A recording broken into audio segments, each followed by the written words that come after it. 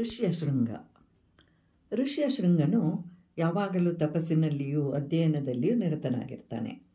ಅವನಿಗೆ ಸ್ತ್ರೀಯರು ಅಂತಂದರೆ ಯಾರು ಅಂತ ಹೇಳಿ ಗೊತ್ತಿಲ್ಲ. ಶಬ್ದ, ಸ್ಪರ್ಶ, ರೂಪ, ರಸ, ಗಂಧಗಳಿಂದ ಉಂಟಾಗುವ ಸುಖದ ಅನುಭವವೂ ಅವನಿಗೆ ಗೊತ್ತಿಲ್ಲ. ಆದ್ದರಿಂದ ಇಂದ್ರಿಯಗಳನ್ನು ಆಕರ್ಷಿಸುವ ವಸ್ತುಗಳಿಂದಲೂ ರೂಪ ಲಾವಣ್ಯಗಳಿಂದಲೂ ಆಕರ್ಷಿತನನ್ನಾಗಿ ಮಾಡಿ ಅವನನ್ನು ನಗರಕ್ಕೆ ಕರ್ಕೊಂಡು ಹೋಗಬೇಕು ಅಂತ ಅಂದ್ಕೊಳ್ತಾರೆ. ರೋಮಪಾದನು ಈ ವಿಷಯಕ್ಕೆ ಒಪ್ಪಿಗೆಯನ್ನು ಸೂಚಿಸ್ತಾನೆ. ನಗರದಲ್ಲಿದ್ದಂತಹ ಸೌಂದರ್ಯವಂತರಾದ ವೇಶ್ಯೆಯರನ್ನು ಕರೆಸ್ತಾರೆ. ಅವರಿಗೆ ಬೇಕಾದ ದಿವ್ಯವಾದ ವಸ್ತ್ರಾಭರಣಗಳನ್ನು ಕೊಟ್ಟು ಮಾಡಬೇಕಾದಂತಹ ಕಾರ್ಯವನ್ನು ಸೂಚಿಸಿ ವಿಭಂಡಕರ ಆಶ್ರಮದ ಹತ್ತಿರದಲ್ಲಿಯೇ ನಿವಾಸವನ್ನು ಮಾಡ್ತಾ ಋಷ್ಯಶೃಂಗನನ್ನು ಆಶ್ರಮದ ಹೊರಗಡೆ ಬಂದಾಗ ಅವನನ್ನು ಸಂಧಿಸಲು ಸಮಯವನ್ನು ಕಾಯ್ತಾ ಇರ್ತಾರೆ. ಆದರೆ ತಂದೆಯ ಶುಶ್ರೂಷೆಯಲ್ಲಿಯೇ ತೊಡಗಿದ್ದಂತಹ ಋಷ್ಯಶೃಂಗ ಹೊರಗಡೆಗೆ ಬರಲೇ ಇಲ್ಲ. ತಂದೆಯನ್ನು ಬಿಟ್ಟು ಬೇರೆ ಪುರುಷನನ್ನು, ಸ್ತ್ರೀಯನ್ನು ಕಂಡವನಲ್ಲ. ಹೀಗಿರುವಾಗ ಒಂದು ದಿವಸ ಋಷ್ಯಶೃಂಗನು ಆಶ್ರಮದಿಂದ ಹೊರಗಡೆಗೆ ಬರ್ತಾನೆ. ಅಲ್ಲಿ ಸರ್ವಾಲಂಕಾರ ಭೂಷಿತೆಯರಾದ ವೇಶ್ಯೆಯರನ್ನು ನೋಡ್ತಾನೆ. ಅವರು ಸುಸ್ವರದಿಂದ ಹಾಡ್ತಾ ಇರ್ತಾರೆ. ಋಷ್ಯಶೃಂಗನನ್ನು ನೋಡ್ತಾ ಇದ್ದಂತೆ ಎಲ್ಲರೂ ಅವನನ್ನು ಸುತ್ತುವರಿತಾರೆ.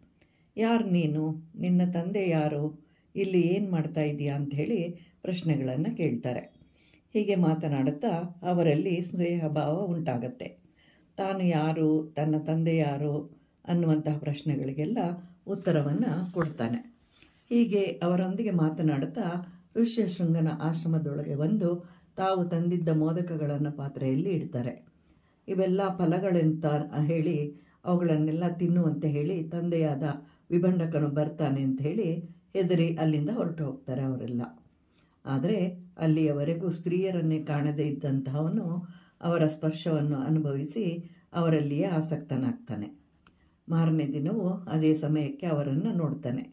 ಸಂತೋಷಗೊಂಡ ಆ ಸ್ತ್ರೀಯರು ಅವನನ್ನು ತಮ್ಮ ಆಶ್ರಮಕ್ಕೆ ಬರಬೇಕು ಅಂಥೇಳಿ ಅಲ್ಲಿ ಕಂದ ಮೂಲ ಫಲಾಹಾರಗಳು ಸಿದ್ಧವಾಗಿದೆ ಅಂತ ಹೇಳಲು ಅವರಲ್ಲಿ ಅತ್ಯಂತ ಆಸಕ್ತಿ ಉಂಟಾಗಿ ಅವರೊಂದಿಗೆ ಆಶ್ರಮಕ್ಕೆ ಹೋಗಬೇಕು ಅನ್ನೋ ಬಯಕೆ ಉಂಟಾಗತ್ತೆ. ವೇಶ್ಯೆಯರು ಅವನನ್ನು ಕರ್ಕೊಂಡು ನಗರದ ಕಡೆಗೆ ಹೊರಡ್ತಾರೆ. ಆ ಬ್ರಾಹ್ಮಣೋತ್ತಮನಾದ ಋಷ್ಯಶೃಂಗನನ್ನು ನಗರಕ್ಕೆ ಕರೆದುಕೊಂಡು ಹೋಗ್ತಾ ಇದ್ದಂತೆಯೇ ದೇವೇಂದ್ರನು ಅಂಗದೇಶದಲ್ಲಿ ಮಳೆಯನ್ನು ಸುರಿಸ್ತಾನೆ.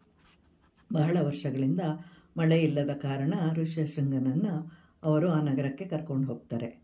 ರೋಮಪಾದನು ಋಷ್ಯಶೃಂಗನನ್ನು ಸ್ವಾಗತಿಸಿ ಸಾಷ್ಟಾಂಗ ಪ್ರಣಾಮವನ್ನು ಮಾಡ್ತಾನೆ.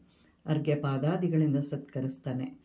ಈ ಕಾರ್ಯದಿಂದ ಋಷ್ಯಶೃಂಗನ ತಂದೆಯಾದ ವಿಭಂಡಕನಿಗೆ ಕೋಪ ಉಂಟಾಗದಿರುವಂತೆ ಅನುಗ್ರಹಿಸುವಂತೆ ವರವನ್ನು ಬೇಡ್ತಾನೆ.